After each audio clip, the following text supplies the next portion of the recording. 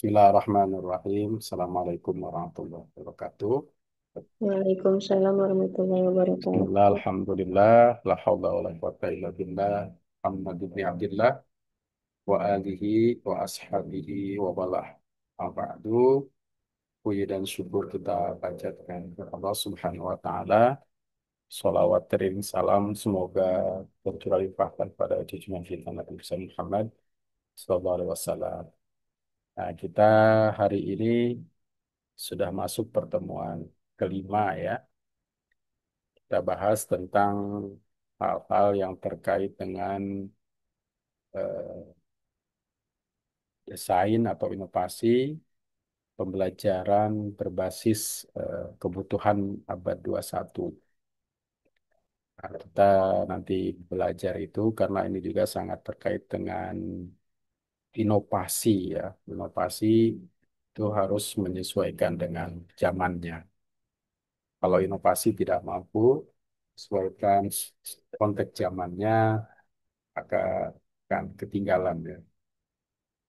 Hari ini juga kita dihadapkan ya pada hal-hal perubahan yang begitu cepat, baik itu dari media informasi, eh, perubahan kurikulum, perubahan-perubahan yang ada di eh, budaya masyarakat ya, ya termasuk juga banyak berita-berita yang terkait dengan guru ya, mulai dari pondok pesantren sebagai lembaga pendidikan Islam.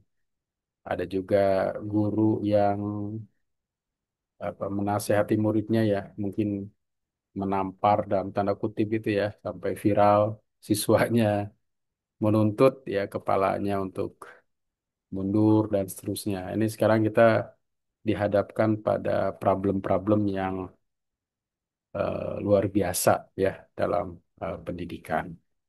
Nah, karena itu hal-hal ini merupakan sebuah dinamika yang harus kita sikapi secara baik. Dan kita harus mengembalikan hal-hal terkait dengan itu semua dengan prinsip ya pendidikan Islam. Karena dalam prinsip pendidikan Islam itu ada nilai-nilai yang perlu diangkat. Ya, misalkan kalau kita ingin mendapatkan ilmu, itu jelas sekali ilmu akan didapat kecuali dengan enam hal. Zakain, wa hirsin, wastibarin, wa zumalin, wa irsadi ustadin, wa tulus zaman. Nah, itu adalah prinsip-prinsip dasar. Ya. Prinsip dasar yang memang kita inovasi untuk konteks saat ini. Ya. Itu juga perlu tuh kita menginovasi prinsip. Ya, Pak Saiful Anwar, selamat datang, Pak. Selamat bergabung. Ya, Ya, ya, jadi makasih Pak. ya, ya prinsip-prinsip itu juga harus kita inovasi dengan konteks zaman sekarang. Ini kan prinsip yang sederhana. Bagaimana cara kita mendapatkan ilmu? Karena dari awal dalam pendidikan Islam itu ilmu bukan hanya transfer of knowledge, bukan hanya memindahkan pengetahuan, tapi memindahkan nilai-nilai. Dan pendidikan Islam itu berada pada nilai-nilai itu. Zakain misalkan cerdas, Irsin punya rakus ya, sabar, zakain, wahirsin, wastibarin, walzumalin, memiliki harta, wa irsad ustadin, apa itu? Menurut petunjuk guru, kemudian tulis zaman, punya cita-cita yang tinggi. Nah, itu kan prinsip yang menurut saya luar biasa, tetapi memang harus kita sesuaikan dengan konteks saat ini. Dan itu perlu sentuhan-sentuhan inovasi oleh para guru, orang-orang yang memang terlibat dalam pendidikan. Ya, teman-teman sekalian, kita coba melihat kelas kita dulu ya. Di kelas kita, di Google Classroom ya, di kelas kita di Google Classroom. Kita lihat dulu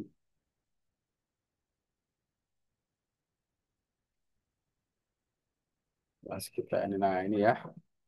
di kelas kita tentang inovasi dan desain pembelajaran kelas 3B2. Nanti materinya akan tayang di sini ya, sekitar jam 16.30 lah. Nanti ada klik kehadiran, kemudian ada pahami ya materi-materi yang sekarang kita bahas tentang desain pembelajaran eh, berbasis kompetensi dan kebutuhan abad 21. Nah, kemudian ini terlihat ya layar saya ya. Terlihat, Pak Dokter. Lihat. Jadi kalau sudah terlihat, nah, itu kita bisa berdiskusi ya terkait dengan materi ini. Eh, Beberapa waktu yang lalu ya, atau pertemuan yang kemarin kita membahas tentang penugasan dan lainnya yang terkait dengan mata kuliah ini. Dan sekarang ini kita mencoba tentang mendesain pembelajaran berbasis kompetensi. Nah, kompetensi ini kan didasarkan atas kemampuan yang dimiliki, pengetahuan yang dimiliki. Pengetahuan yang dimiliki oleh siapa? Ya, oleh peserta didik dan guru atau sebagai pendidik. Karena ketika guru mengajarkan kepada peserta didik, itu ada jelas sekali dalam kurikulum itu ada kompetensi dasar, ada kompetensi inti. Nah, kemudian kita saat ini memang sudah memasuki abad ke-21, di mana pada abad-abad ini terdapat eh, perubahan paradigma. Paradigma itu kerangka berpikir atau landasan berpikir ya, terkait dengan bangunan pengetahuan, termasuk juga keterkaitan dengan pembelajaran pendidikan agama Islam. Dalam pelajaran pendidikan agama Islam, pada saat ini, nah ini sering kita sampaikan lagi, tidak hanya berorientasi pada memindahkan pengetahuan, transfer of knowledge, ya, pengetahuan seperti yang kita ajarkan, seperti yang guru-guru ajarkan ketika kurikulum yang sebelumnya, di mana setiap siswa dituntut untuk memahami konsep, memahami pengetahuan tentang eh, hal yang diajarkan. Tapi saat ini hal tersebut sudah bukan lagi menjadi fokus transfer of knowledge, apalagi pengetahuan yang terkait dengan sosial, ilmu sosial ya, atau ilmu agama. Ilmu sosial itu terkadang orang berdefinisikan beragam, tetapi kita memerlukan kata kuncinya. Ya. Tapi memang pengetahuan itu juga sesuatu yang tidak terpisah dari pengembangan tingkat lanjut ya, dari pengertian tersebut. Nah, tetapi perlu ditegaskan bahwa pembelajaran pada saat ini, di mana sekarang kita sudah memasuki era abad 21, bukan hanya transfer of knowledge, ya. Bukan hanya transfer memindahkan pengetahuan, tetapi juga terkait dengan bagaimana pengembangan kompetensi, pengembangan terkait dengan keterampilan, pemahaman yang melekat pada peserta didik. Itu namanya pengembangan kompetensi. Di mana pengembangan kompetensi itu ya bisa juga pengembangan karakter, ada kemampuan berpikir kritis ya. Abad 21 itu berpikir kritis. Seperti pengetahuan kita mendapatkan informasi. Itu menjadi sebuah kecerdasan yang diandalkan sebenarnya pada abad 21. Karena banyak sekali berita-berita yang tidak memiliki rujukan yang tepat.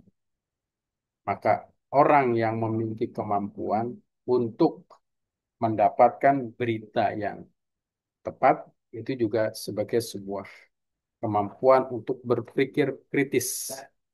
Dan berpikir kritis ini menjadi ciri dari pendidikan abad 21.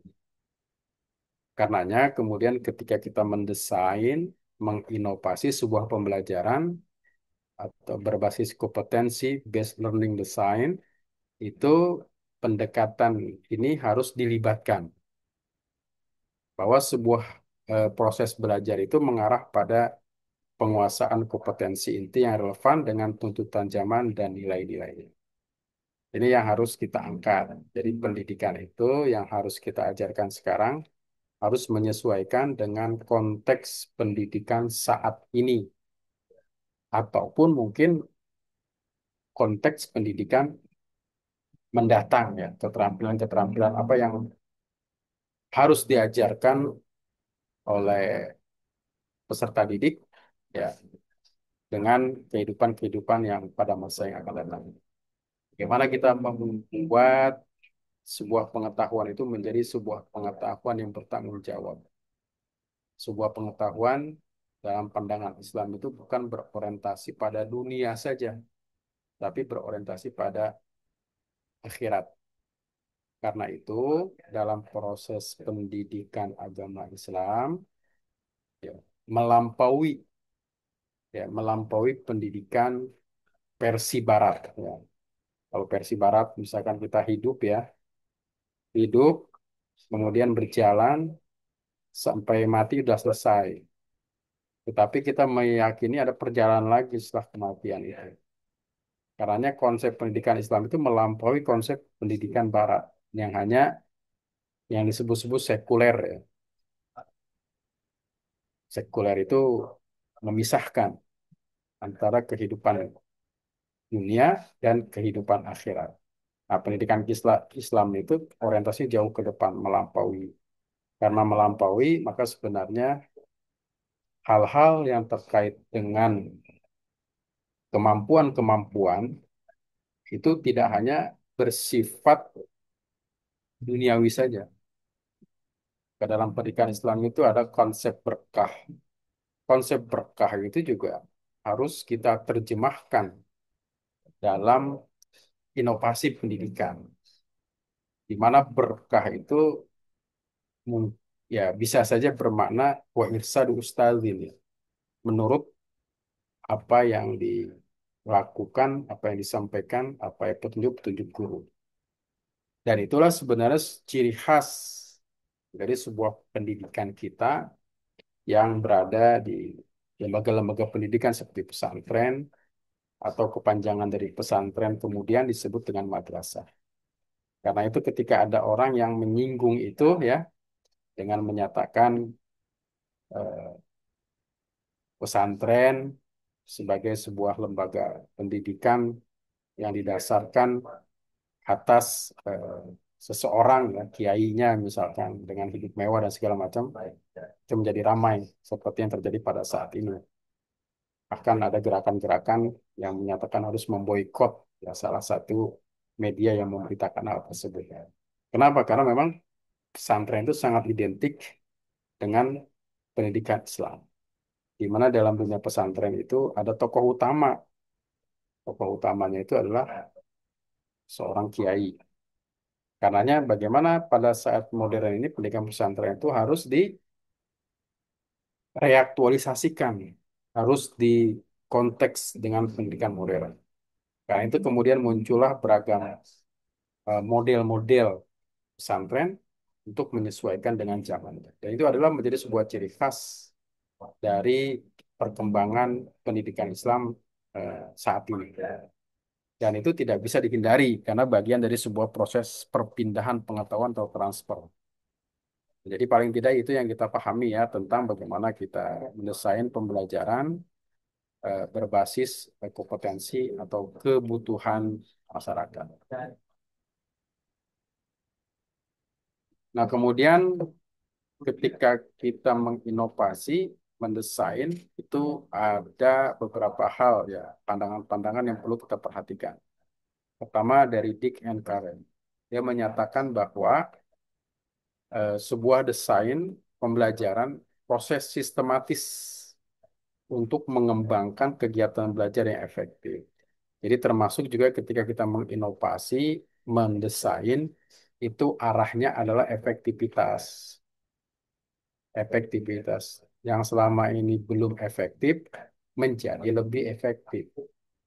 Sehingga kemudian siklus-siklus seperti yang kita bahas kemarin, ada ADI dan seterusnya itu berjalan. Karena itu bagian dari siklus sebuah manajemen pendidikan, di mana manajemen pendidikan itu harus berorientasi pada mutu.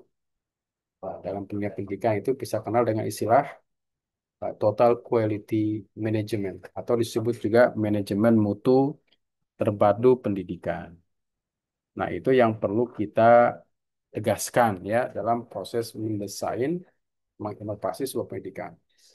Nah, kemudian ada lagi menyatakan bahwa eh, orientasi pendidikan pada berbasis kompetensi, ya, kalaupun sekarang kita berubah dengan kurikulum-kurikulum ya, kurikulum merdeka berbasis deep learning dengan pendekatan pembiasaan ya, karena segala sesuatu itu harus diawali dari kebiasaan-kebiasaan. Kebiasaan-kebiasaan itu akan membuat eh, pembiasaan. Pembiasaan-pembiasaan yang dilakukan di sekolah akan menjadi kebiasaan siswa. Kebiasaan siswa yang dilakukan terus-menerus itu bisa menjadi sebuah peradaban. Peradaban yang tinggi itu harus dimulai dari individu-individu.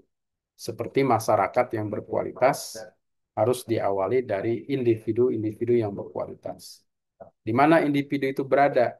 Maka individu berada itu di masyarakat. Individu itu berada di keluarga. Maka ketika kita ingin mewujudkan masyarakat yang bagus, baik, maka harus ada pendidikan keluarga. Dan pendidikan keluarga ini juga harus disentuh, diinovasi. Nah, coba ini membuat sebuah riset, sebuah penelitian untuk mewujudkan pendidikan keluarga. Ya, bagaimana tuh mewujudkan pendidikan keluarga? Karena selama ini pendidikan keluarga ya, ada pendidikan yang bersifat eh, formal, non formal, informal. Nah, informal ini kan di dalam keluarga. Pendidikan di dalam keluarga harus mendapat penekanan. Dalam Al-Quran kan ku anfusakum wa ahlikum naro. Jaga dirimu dan keluargamu dari api neraka. Maka kemudian itu ada pendekatan pendidikan informal. Sesungguhnya tanggung jawab untuk mencerdaskan anak adalah tanggung jawab setiap orang tua. Tapi kemudian orang tua menitipkan anaknya pada sebuah lembaga-lembaga pendidikan yang dipercaya olehnya. Nah, karena itu ini juga perlu mendapat sentuhan ini ya. Mungkin dari mahasiswa-mahasiswa kita ini yang S2 yang sekarang sedang belajar ini bisa membuat inovasi terkait dengan pendidikan di keluarga, inovasi pendidikan keluarga berbasis apa gitu ya, atau model pendidikan berbasis keluarga. Ini penting ya, karena sebuah komunitas yang baik harus diawali dari individu yang baik dan individu itu ada di keluarga. Maka keluarga menjadi harapan utama dalam mewujudkan masyarakat. Maka harus disentuh, disebut dengan pendidikan keluarga. Nah, kemudian pendidikan berbasis kompetensi, kemampuan-kemampuan, kompetensi dasar, kompetensi inti, ataupun apa namanya ya. Kalau kita masih menggunakan kurikulum 2013, kata-kata itu masih muncul ya. Yang menekankan pada hasil belajar. Jadi hasil belajar itu yang terukur melalui kemampuan nyata peserta didik. Bagaimana cara mengukurnya? Tahapan-tahapan mengukur kemampuan peserta didik itu ada dalam alat evaluasi pembelajaran. Apakah peserta didik itu sudah memahami, sudah mampu eh, merumuskan proses pembelajaran ataupun tidak. Ya, ini juga harus lakukan ya sehingga proses belajar berjalan dengan baik. Nah, kemudian ketika kita dalam konteks PAI maka mendesain atau menginovasi itu pertama yang penting yang tidak bisa dihilangkan adalah kompetensi spiritual, menumbuhkan rasa iman takwa itu kan tanggung jawab yang berat bagi guru PAI. Kemudian intelektual, sosial dan moral.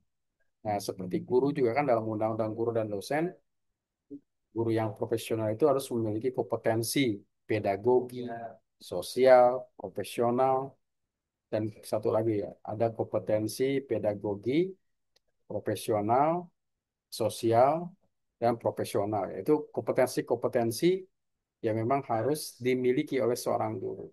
Tapi kadang memang kompetensi itu masih terlihat eh, dalam secari kertas yang disebut sertifikasi.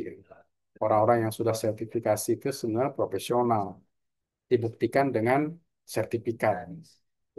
Namun pengetahuan pendidikan itu terus berkembang sehingga profesional pun menyesuaikan dengan tuntutan zamannya. Sekarang kan kita bisa melihat ya ada orang yang ingin eh, berkeinginan ya untuk merevisi Undang-Undang Sistiknas ini karena dianggap sudah ketinggalan zaman. Ada lagi yang menginginkan perubahan dari Undang-Undang Guru dan Dosen. Nah, itu banyak sekali eh, hal-hal yang terkait dengan perubahan-perubahan yang harus dilakukan dan juga hal ini sangat terkait dengan bagaimana inovasi itu dilakukan.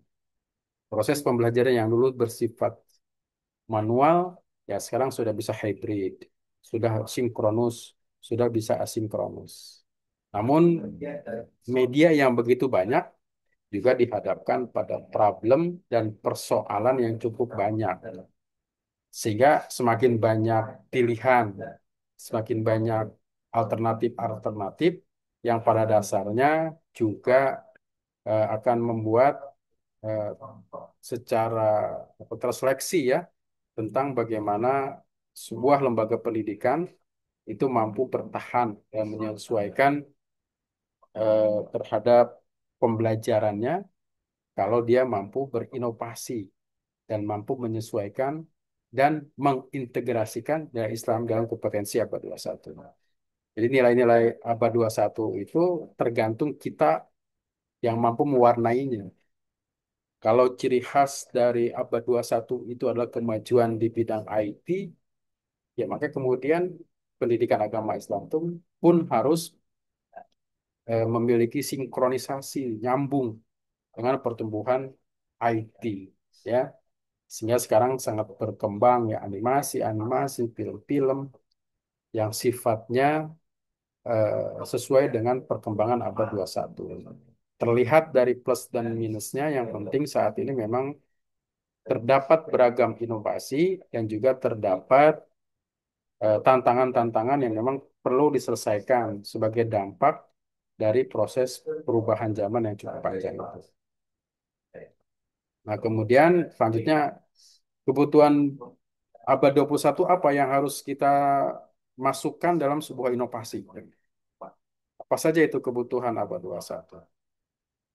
Yang pertama, menurut Partnership for 21st Century Learning ya, dan UNESCO tahun 2015 menyatakan bahwa kompetensi abad 21 mencakup 4 pilar utama yang disebut dengan 4C. Apa itu? Pertama, critical thinking. Ini kecerdasan yang pertama adalah kemampuan berpikir analitis dan memecahkan masalah. Critical thinking, berpikir kritis. Manusia itu makhluk yang bertanya. Segala apapun yang sampai kepada dirinya itu harusnya tidak luput dari sebuah pertanyaan-pertanyaan ini.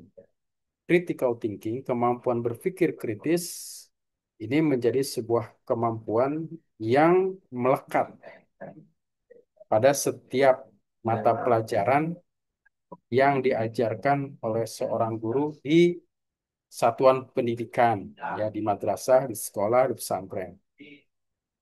Jadi kemampuan berpikir kritis dengan beragam kriterianya ya. Kemudian bukan hanya berpikir kritis, tapi mampu menyelesaikan masalah. Jadi critical thinking itu juga bukan hanya berpikir kritis, tapi berpikir yang mampu menyelesaikan problem solving. Maka kemudian proses pembelajaran berbasis penyelesaian masalah, problem solving, itu juga harus dilibatkan dalam menginovasi sebuah pembelajaran. Yang kedua, yang termasuk kemampuan yang tidak dipisahkan dari abad 21 adalah creativity, ide baru, gagasan-gagasan baru.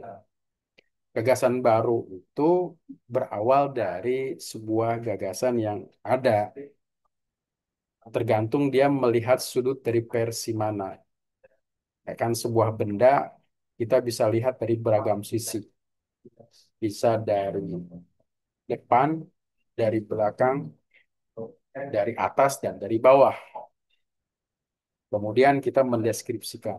Creativity ini jangan sampai ide-ide baru yang dimunculkan itu ya seperti orang kita mendefinisikan apa itu gajah, ya kan? Ada yang orang buta pertama mendefinisikan gajah itu adalah bentuknya seperti apa. Gajah itu bentuknya tinggi, besar, panjang. Karena yang dipegang adalah kakinya. Apa itu gajah? Gajah itu tipis, ya, bentuknya tipis seperti kipas. Karena yang dipegang adalah telinganya. Apa itu gajah? Gajah itu bentuknya bulat, panjang, karena yang dipegang adalah ekornya. Itu harus sesuatu yang tidak lengkap. Tapi bisa saja creativity ini eh, bersifat tidak utuh ya, karena memang kreativitas itu berangkat dari sesuatu keadaan. Keadaan berikutnya melengkapi kreativitas tersebut ya, kreativitas tersebut. Nah, creativity ini kan seperti misalkan kalau dalam dunia eh, teknologi ya, orang handphone lah katakan, dulu kan hanya fungsinya hanya telepon saja. Kemudian berubah menambah fungsi karena kreativitas bisa menyampaikan pesan. Kemudian termasuk juga jaringan berubah, dulu H saja. Sekarang sudah macam-macam jaringannya, bisa 4G, ya bisa 5G. Bahkan ada sebuah negara yang bisa mendownload 500 giga itu dalam hitungan detik, langsung ke download semua. Nah, ini kan sebuah creativity, kemampuan yang dihasilkan dari sesuatu keadaan untuk menambah sesuatu itu menjadi lebih baik. Termasuk juga dalam menginovasi pembelajaran. Kreativitas kita di abad 21 ini dituntut, ya, dituntut. Maka kemudian kalau teman-teman mungkin pernah dulu ada kerjasama Kementerian Agama dengan USAID dengan Amerika, dengan Australia ya. Apa sih pembelajarannya itu? Kalau kita pembelajarannya itu dulu dengan eh, langsung serius ya kan. Tapi kalau kita model pembelajaran abad 21 itu ada model permainan dulu ya, ada ice breaking, penyemangat. Nah, kemudian setelah pesan-pesan penyemangat itu tersampaikan, baru kita membuat materi. Diakhiri dengan kreativitas membuat eh, tugas-tugas yang juga beragam. Nah, itu juga salah satu keterampilan kreativitas yang memang berubah dari pendidikan-pendidikan sebelumnya. Jadi muncullah kemudian istilah-istilah penyemangat, ice breaking. Nah, sekarang sepertinya ide-ide tersebut harus sudah tersampaikan. Karena proses pembelajaran saat ini juga harus memperhatikan keterampilan yang beragam dari peserta didik. Dan inovasi harus memperhatikan kreativitas ini. Kreativitas ini ya. Nah, kemudian keterampilan yang ketiga yang tidak terpisah ya dari eh, kecerdasan abad ke-21, kebutuhannya communication, kemampuan berkomunikasi efektif. Komunikasi itu kan ada pesannya. Kalau pesannya tersampaikan, berarti bisa dilaksanakan dengan baik. Tapi kalau seandainya pesan itu tidak sampai, maka ada sebuah problem ya, masalah.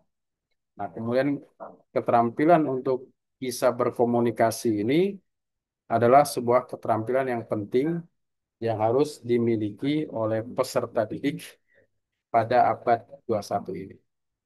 Yang dimiliki terutama oleh pendidik juga, bukan hanya peserta didik ya. Kemudian yang keempat itu ada collaboration, kemampuan bekerja sama dalam tim. Yang penting pada saat ini adalah kolaborasi. Tidak lagi menganggap sesuatu itu berdiri sendiri-sendiri. Karena itu membuat komunitas-komunitas itu masuk bagian dari kecerdasan abad 21. Pada saat ini misalkan ada MGMP, ada macam-macam, nah, itu merupakan salah satu hal yang terkait dengan kolaborasi. Eh, kolaborasi dari eh, tenaga pendidik atau guru ya untuk sama-sama mengembangkan kreativitasnya dalam proses pembelajaran abad 21. Nah, kemudian ini juga ada pandangan ahli terkait dengan proses eh, pembelajaran ya dengan inovasi. Yang pertama adalah Robert Gates yang menyatakan pembelajaran efektif terjadi jika dirancang berdasarkan kondisi internal dan eksternal yang memang harus berpikir. Jadi intinya adalah berpikir, mengkondisikan kondisi internal. Internal itu siapa? Yaitu peserta didik. Eksternal, pengaruh-pengaruh yang berasal dari luar, mengkondisikan dulu eh, secara baik ya, kemudian proses itu akan berjalan.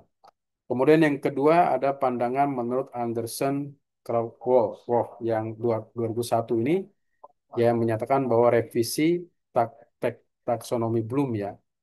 Nah, ini kan ada taksonomi Bloom ya. Ketika guru itu ada kalimat-kalimat apa ya, namanya mengetahui, merekonstruksi dan seterusnya. Itu dengan high thinking ya, berpikir tingkat tinggi sebagai kunci penguasaan kompetensi. Jadi intinya ini. Yang ketiga, yang berpandangan bahwa TPACK, guru harus menguasai hubungan antara teknologi, pedagogi, TPACK yang paling kita bahas ya, teknologi, pedagogi, kemudian konten-konten keislaman. Agar pembelajaran VI relevan sesuai dengan perkembangan abad 21. Kemudian juga ada Trilling and Fadel yang menyatakan guru abad 21 itu harus menjadi fasilitator. Ini fasilitator, bukan lagi menjadi instruktur-instruktur saja, ya, tapi menjadi fasilitator yang menumbuhkan kemampuan reflektif dan inovatif. Menjadi fasilitator yang mampu menumbuhkan kemampuan yang reflektif dan inovatif. Nah, kemudian kita lanjutkan pada yang kelima. Prinsip desain pembelajaran berbasis kompetensi pertama adalah prinsip berdasarkan student student centered learning. Student centered learning ini bermakna berpusat pada kemampuan siswa. Jadi seorang pendidik harus mampu pemahaman yang dilakukan oleh siswa. Siswa itu lebih banyak melihat, lebih banyak mendengar, atau kombinasi antara keduanya. Yang kedua, performance based, fokus pada unjuk kerja. Unjuk kerjanya apa, kemampuan yang diharapkan apa, dan itu menjadi terinternalisasi dalam nilai-nilainya. Yang ketiga ada integratif, ya menggabungkan aspek kognitif, afektif, dan psikomotorik. Kemudian prinsip yang keempat adaptif, yang menyesuaikan dengan perubahan teknologi dan kebutuhan zaman. Yang kelima adalah berlandaskan akhlak iman Islam. Ya, jadi dalam pendidikan Islam ini nggak boleh dilepas akhlak ini. Akhlak, iman, dan ihsan. Ihsan itu kalau sudah melekat ya merupakan ciri-ciri takwa yang sangat penting. Proses pembelajaran juga bisa berhasil kalau memang siswa itu sudah melakukan sifat-sifat seperti itu. Nah, langkah-langkah desain pembelajaran basis kompetensi yaitu analisis kebutuhan, kemudian perumusan tujuan pembelajaran, pemilikan strategi media pembelajaran, kemudian implementasi dan evaluasi. Nah, ini contoh pembelajaran PAI ya, mata kuliah ini buat di mahasiswa ya, atau di siswa untuk menyesuaikan. Ada ada ada project based learningnya dan seterusnya ya. Kemudian ada evaluasinya dan juga memasukkan nilai-nilai pendidikan agama Islam itu dalam inovasi dan desain. Ada spiritualitasnya, akhlaknya, keilmuannya, tanggung jawabnya, sosialnya, dan seterusnya. Nah, jadi kalau kita simpulkan, jadi pembelajaran berbasis kompetensi kebutuhan abad 21 itu untuk membentuk yang seorang muslim yang intelektual, spiritual, dan kontributif. Ya. Artinya memiliki kontribusi terhadap perkembangan ilmu dan lainnya. Karena itu, seorang guru harus memiliki peran yang aktif dalam proses pembelajaran karena wawasannya sudah bukan berwawasan lokal lagi, karena wawasannya sudah menjadi wawasan yang global dan kita ini menjadi bagian yang tidak terpisah dari masyarakat. Nah, itu kira-kira bahasan yang kita diskusikan pada pertemuan ini terkait dengan bagaimana menginovasi sebuah pembelajaran berbasis atas kompetensi atau kemampuan siswa. Sekali lagi ini hanya sangat teoritik ya, artinya perlu dipraktikkan, praktikan dalam pembelajaran, ya, praktikan dalam pelajaran. Itu saja mungkin kalau ada hal-hal yang didiskusikan disilahkan. Silahkan mungkin Bapak Panut atau Pak Saiful Anwar atau Pak Juliantika, Ibu Siti atau ini ada Pak Ilham ya atau yang lainnya silakan untuk diskusi. Ya silakan Pak Saiful Anwar atau Pak Panut di mikrofonnya ya buka ya. Ya, Pak Panut dulu dah, Pak.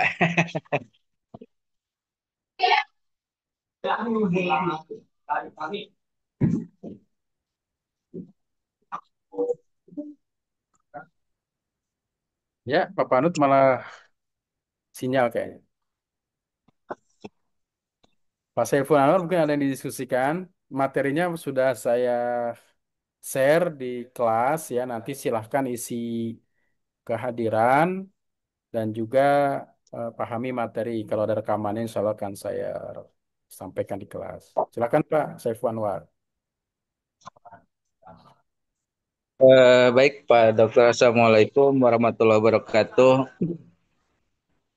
Wahi wabarakatuh. Terkait desain pembelajaran ini, terus terang masih kesulitan dalam eh, memilih memilih apa namanya Tema ya. memilih program lah gitu, memilih program yang lebih menarik supaya siswa itu dalam memperhatikan pembelajaran itu betul-betul dia bisa memahami gitu. Jadi kadang kita terpentoknya dengan satu sistem yang ada di sistem pendidikan itu sendiri, kemudian alat yang kita atau fasilitas yang ada di sekolah tidak memadai itu masalahnya. Jadi kita tuh serba salah gitu. Kita mau bikin inovasi yang bagus, sementara fokusnya juga nggak ada di sekolah gitu. Jadi kita harus mencari alternatif yang lain yang bisa siswa itu kan sekarang ini harus diutamakan kan dalam melihat kemudian apa namanya mengaplikasikan kemudian eh, Biasakan ya. membiasakan itu. Jadi sulit gitu kalau fasilitasnya yang di sekolah sendiri tidak ada gitu. Ini harus bagaimana gitu Pak untuk mengatasi hal ini. Ya. Terima kasih Pak. Memang hal-hal seperti ini itu bukan hanya terjadi di satu lembaga pendidikan. Hampir semua lembaga pendidikan itu memiliki problem, memiliki masalah Ya, terkait dengan bagaimana caranya ya agar siswa itu lebih memahami lebih serius mengikuti proses pembelajaran dilakukan. Yang perlu kita pahami adalah bahwa memang inovasi itu tidak harus terkait dengan alat-alat yang terbaru, ya.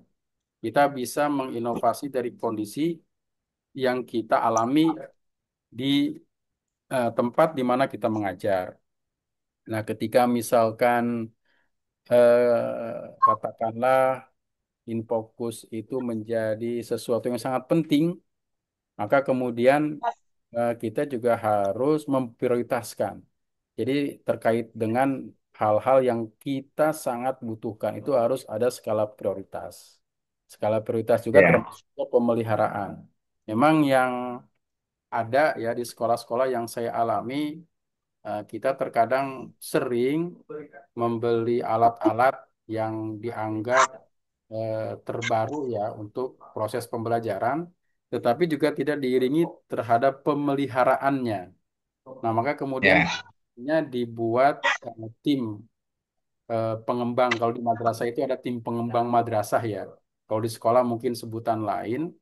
Nah, itu perlu ya, bukan itu. Jadi ketika kita membeli barang, bagaimana kemudian menginovasi, memanajemen barang itu sehingga lama-kelamaan bukan malah berkurang tapi memang malah bertambah. Itu satu hal ya.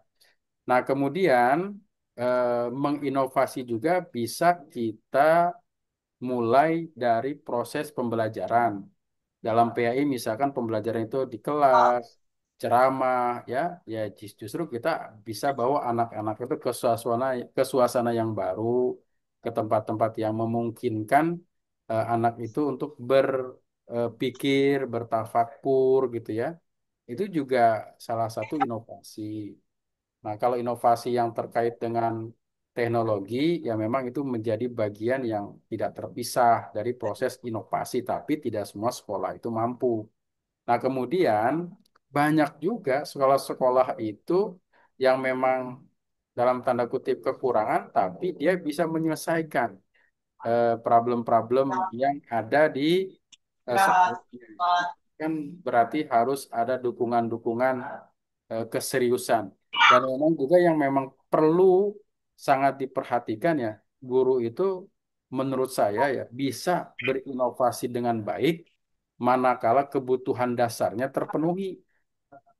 Ya, kalau kebutuhan dasar ya, tidak terpenuhi, sangat sulit guru itu untuk berinovasi.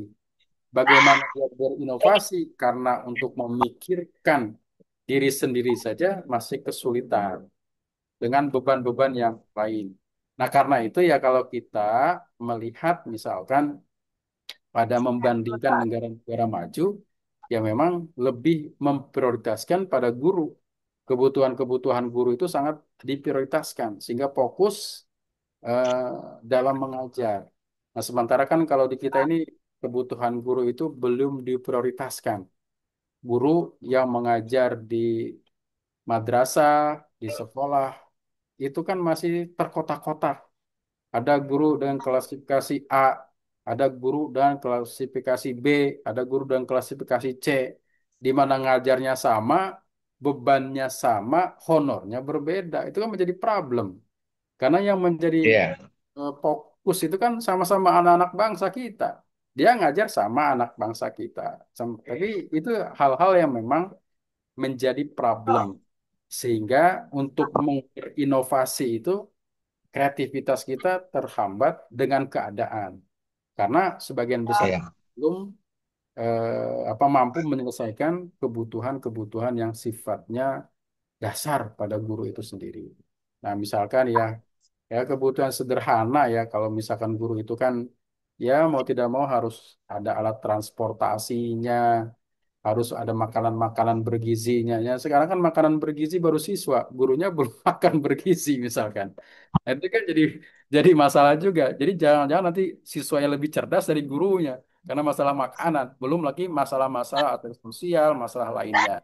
Nah, apa kaitannya dengan mata kuliah kita? Ini paling tidak ya, paling tidak kita memiliki inspirasi, memiliki pemahaman bahwa berinovasi dalam sebuah pendidikan itu sebuah keharusan.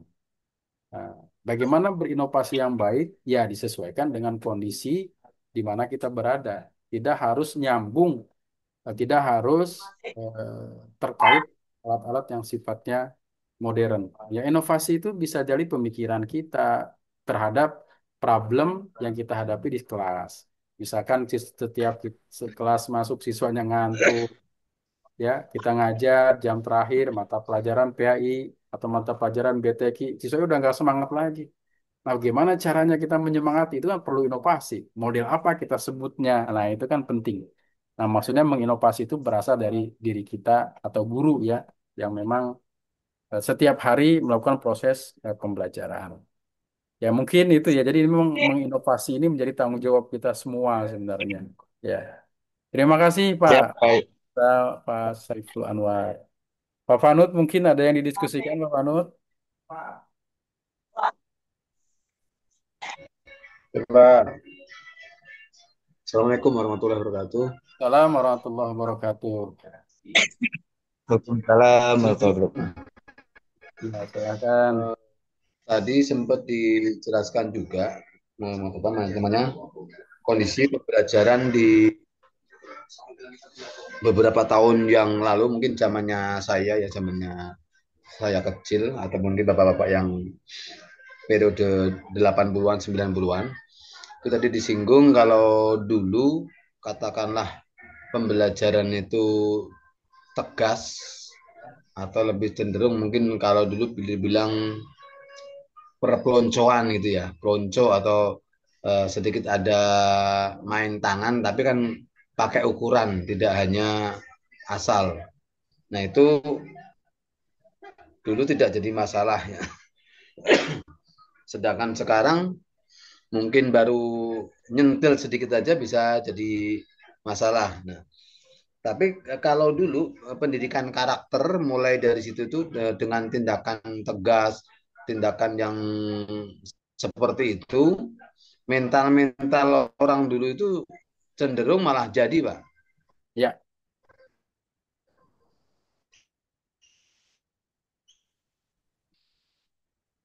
Jadi ya kendala sinyal mungkin ini. Ya Pak, lanjut. dari segi mental itu ataupun dari segi itu,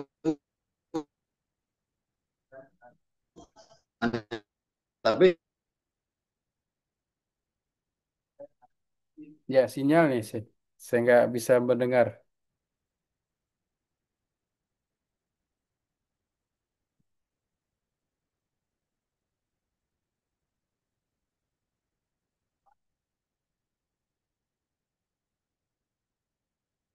Ya, mungkin nggak ada sinyal ya. Oke, Pak Panut, mohon maaf. Jadi suaranya ini tidak bisa terdengar dengan baik. Tetapi paling tidak saya bisa menangkap ya. Memang proses budaya, sosial budaya masyarakat kita ini berkembang cukup pesat, termasuk dalam bidang pendidikan. Kalau bidang pendidikan pada masa lalu, ya mungkin ketaatan seorang siswa terhadap gurunya menjadi sesuatu yang sangat penting. Tetapi pada saat ini hal tersebut berubah. Berubahnya karena apa? Karena memang eh, kondisi sosial dan budaya saat ini yang berkembang. Secara hukum, ya misalkan dulu kan tidak ada undang-undang perlindungan anak. Nah, sekarang sudah ada undang-undang perlindungan anak, di mana kita memiliki kewajiban untuk bagaimana bersifat baik, bersifat ramah pada anak ya. Walaupun pada masa lalu tujuan kita sama, agar anak itu memiliki karakter, akhlak, etika yang baik. Nah, tetapi pada masa lalu memang lebih cenderung penekanannya pada aspek bagaimana seseorang itu mampu untuk taat dengan baik. Contohnya, ya kalau kita dulu mendapat problem di sekolah ya, guru itu menghukum Ya, karena kan didasarkan atas pelanggaran dilakukan oleh Pak, siswa. terpental lagi. Ya, ya ini tadi saya makanya saya menjelaskan sedikit terkait dengan apa yang bisa saya tangkap ya, dengan kondisi-kondisi pendidikan pada masa lalu. Pada masa lalu itu ketika kita bertemu dengan seorang guru itu punya rasa malu ya. Kalau kita tidak memiliki hal-hal yang terkait dengan akhlak etika yang disampaikan oleh guru. Tapi pada saat ini ya itu kan sudah terdapat budaya yang berbeda. Nah, konteks-konteks ini adalah konteks budaya ya yang sampai saat ini kan abad-abad saat ini sekarang ini kan sudah banyak perilaku-perilaku yang memang sangat gimana ada ya budaya komunal ya budaya apa itu kelompok-kelompok tertentu ya seperti ada kasus anak gitu kan anak itu merokok ditegur ya sama kepala sekolahnya apa yang menegurnya mungkin berlebihan. Apa yang kemudian terjadi? Anak itu demo untuk kepala sekolahnya biar dipindahkan atau dipecat. Nah, ini kan sekarang hal-hal seperti ini menjadi sesuatu yang dianggap wajar karena orang melihat dari sisi yang lainnya.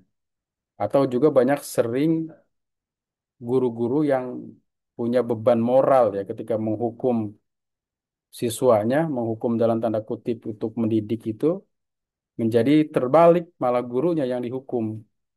Nah, ini kan sebuah perubahan budaya yang memang harus disikapi. Bagaimana kemudian guru-guru PAI menyikapi ini? Nah, maka kan kemudian perlu inovasi, perlu hal yang memang harus kita sentuh dalam proses pembelajaran. Ya, jadi mungkin perubahan-perubahan ini sudah menjadi perubahan yang sangat berbeda dengan masa lalu, sehingga mengarah mungkin pendidikan kita juga seperti pendidikan sekuler gitu ya yang hanya bertanggung jawab hanya mengajar saja, tidak memiliki tanggung jawab yang lebih. Sementara pendidikan Islam itu kan ada konsep berkah, ya, di mana seorang itu bisa dianggap berkah oleh gurunya ketika dia bisa berbuat baik dan mengamalkan apa yang disampaikan oleh gurunya. Nah, hal-hal ini yang memang perlu kita hadapi, perlu kita sikapi, sehingga pendidikan agama Islam itu tetap bisa bertahan gitu ya, nilai-nilai ini. Ya, mungkin itu Pak Panut ya, teman-teman semua. Mohon maaf tadi Pak Panut kalau suaranya tidak bisa dipahami secara jelas. Nah, mungkin gangguan sinyal. Ya, mudah-mudahan pertemuan ini ada manfaatnya. Mohon maaf atas segala kekurangan ya, teman-teman semua. Silahkan untuk mengisi kehadiran di Google Classroom. Terima kasih. Mohon maaf atas segala kekurangan. Akhirul kalam. Assalamualaikum warahmatullahi wabarakatuh.